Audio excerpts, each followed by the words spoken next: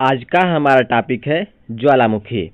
तो आइए ज्वालामुखी की परिभाषा को पहले देखते हैं। ज्वालामुखी का तात्पर्य उस छिद्र अथवा दरार से होता है जिससे गर्म लावा, मैग्मा, गैस, पत्थर के टुकड़े, धूलकण एवं धुआं आदि निकलते रहते हैं, उसे ज्वालामुखी कहते हैं। इसमें पहली परिभाषा आ जाती है उलरीज एवं मार्गन के शब्दों में। ज्वालामुखी वह क्रिया है जिसके अंतर्गत पृथ्वी के भीतर गैस व लावा की उत्पत्ति से लेकर उसके पृथ्वी के भीतर तथा बाहर प्रकट होने की समस्त क्रियाओं को सम्मिलित किया जाता है। ठीक, परिभाषा आ जाता है वार्चेस्टर के अनुसार। ज्वालामुखी क्रिया में भूगर्भ के तप्त पदार्थ धरातल की ओर आने की सभी क्रियाओं को शामिल करते हैं। अगली परिभाषा है मांक हाउस के अनुसार। मांक हाउस ने क्या कहा? ज्वालामुखी भूपटल के वे क्षेत्र हैं जिनसे भूगर्भ के मैग्मा, लावा, गैस इत्यादि धरातल पर पदार्थ के रूप में बाहर निकलते हैं। यह विज्ञान जिसके अंतर्गत ज्वालामुखी घटना का अध्ययन किया जाता है उसे वोल्केनोलॉजी कहते हैं। इसे ज्वालामुखी विज्ञान भी कहा जाता है। आगे है ज्वालामुखी उद्गार के समय ज्वालामुखी मुख से धुआं, जलवाष्प, गैस के बादल, धूलकण इत्यादि बाहर निकलते हैं। इस समय सूर्य की रोशनी भी कम दिखाई देती है। उस समय भूकंप सा प्रतीत होता है। कुछ समय के पश्चात तीव्र गर्जन के साथ कुछ प्रवणित शैल भूखंड भूपटल के बाहर आ जाता है। उस समय आग के लौकों की जैसे दिखाई देती है। इसके पश्चात मैग्मा धरातल पर आता है। ज्वालामुखी में और क्या होता है? मैग्मा धरातल पर जिस नली से आता है उसे ज्वालामुखी नली या ज्वालामुखी पाइप कहा जाता है। ज्वालामुखी से जलवाष्प तथा विखंडित पदार्थ निकलता है जिसमें 60 से 90% जलवाष्प रहता है और शेष गैस रहती है, जैसे कार्बन डाइऑक्साइड रहती है, नाइट्रोजन, सल्फर डाइऑक्साइड इत्यादि गैस निकलती है। इसके साथ साथ जहरीली गैस भी निकलती है। यहाँ से ज्वालामुखी मुख से जब 2 से 32 mm का टुकड़ा निकलता है तो उसे लैम्ब्रिम कहते हैं, और जब 32 mm से बड़े टुकड़े निकलते हैं या बड़े टुकड़े बाहर आते हैं तो उसे बम कहते हैं। जब यही टुकड़े मटर अथवा अखरोट के दाने के समान निकलता है तो उसे लैपली कहते हैं या इसे स्कोरिया भी कहते हैं।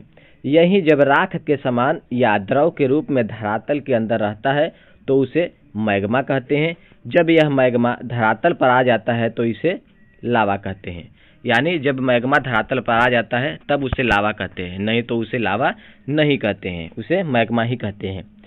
जिससे मैग्मा धरातल पर आता है उसे ज्वालामुखी मुख या ज्वालामुखी मुंह भी कहते हैं।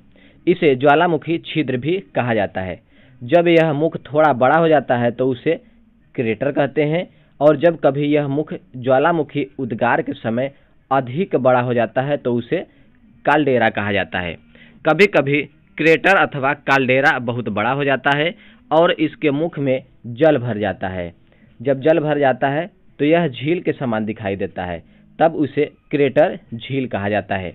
जब ज्वालामुखी का मैग्मा ज्वालामुखी मुख के दोनों तरफ फैल जाता है तो दूर से देखने पर यह शंकु की तरह दिखाई देता है, जिससे इसे ज्वालामुखी शंकु नाम दिया जाता है या इसे ज्वालामुखी शंकु भी कहते हैं। इसे थोड़ा सा हम फिगर के माध्यम से भी समझ लेते हैं। फिगर के माध्यम से समझने पे थोड़ी सी बातें और स्पष्ट हो जाती हैं। ठीक, फिगर के माध्यम से क्या है?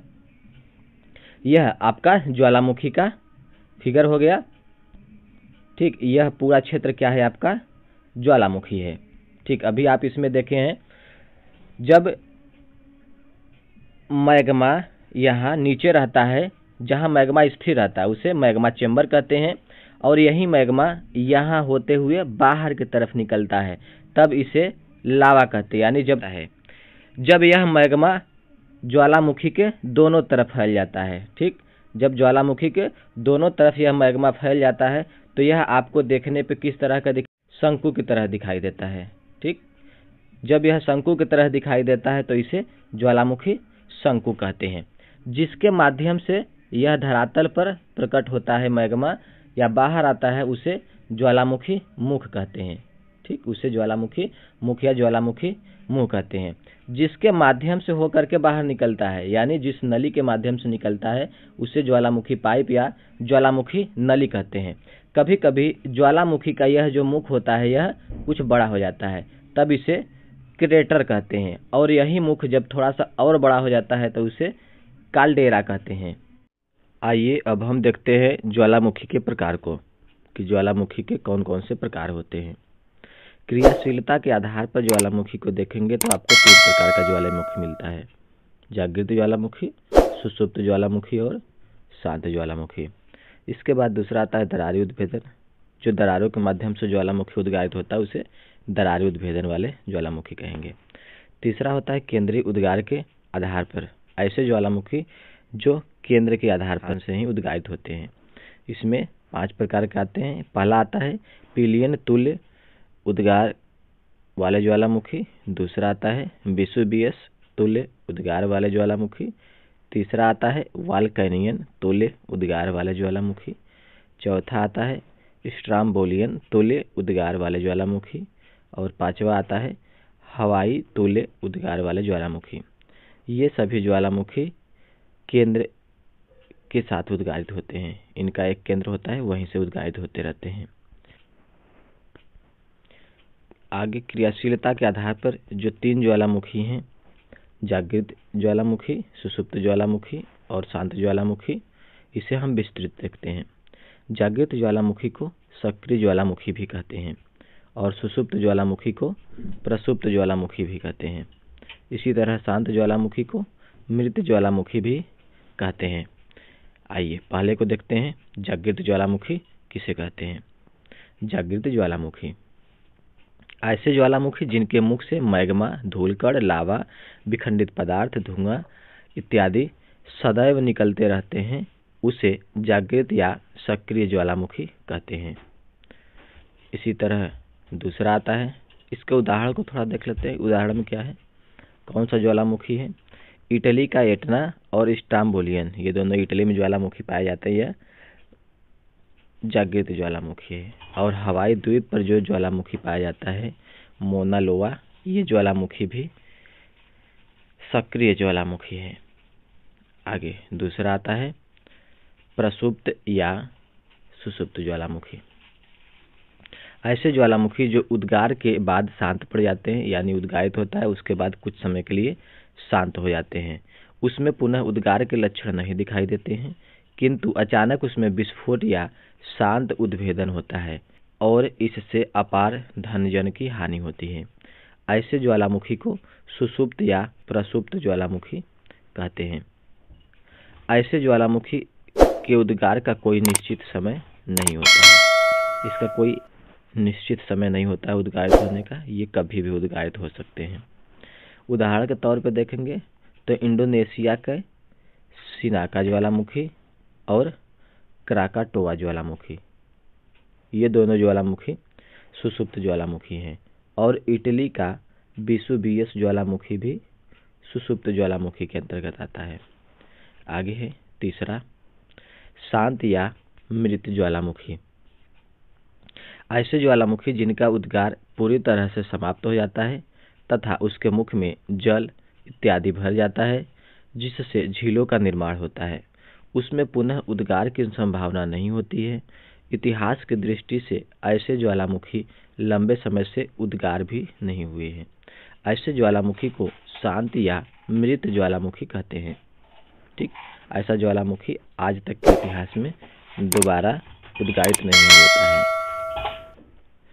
और ऐसे ज्वालामुखी को ही शांत ज्वालामुखी या मृत ज्वालामुखी कहते हैं।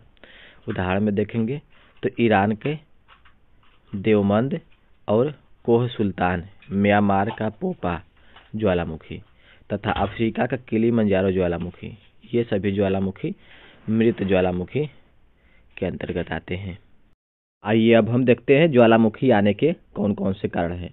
पहला होता है प्लेट विवर्तन की, दूसरा होता है भूगर्भ में ताप का अधिक होना है, तीसरा होता है गैस तथा वाष्प की उत्पत्ति, और चौथा है लावा का बाहर तथा ऊपर की ओर प्रवाहित होना, और पांचवा है दरारी उद्गार की बनावट।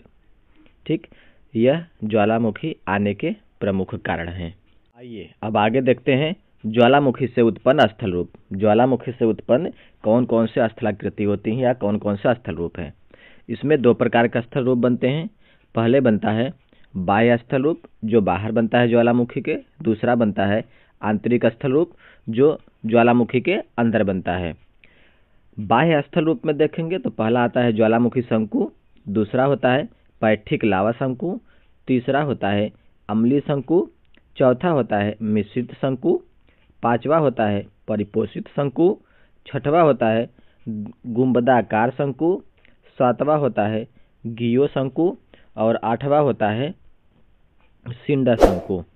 इसी तरह आंतरिक स्थल रूप में देखेंगे तो कौन कौन सा स्थल रूप होते हैं? पहला होता है बैथोलिथ, दूसरा होता है लैकोलिथ, तीसरा फैकोलिथ, चौथा लिपोलिथ, पांचवा सील होता है, फिर छठवां डाइक होता है, सातवां स्टाक होता है, आठवां ज्वालामुखी मुख होता है।